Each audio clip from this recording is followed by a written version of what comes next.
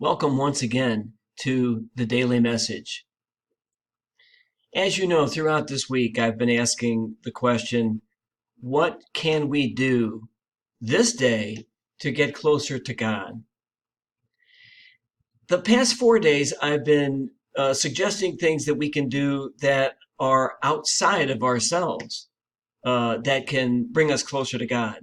Today, I invite us all to look within ourselves, to look inside ourselves, to see how we can get closer to God.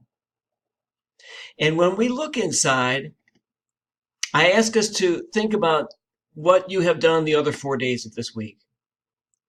Have you been able to say to someone, I forgive you? Have you been able to say to someone, thank you?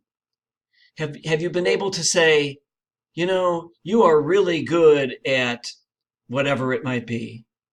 Have you been able to say to someone, I love you?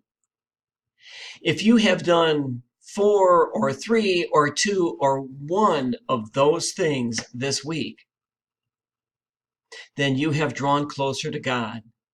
Congratulations, and I hope you draw closer to God today and every day.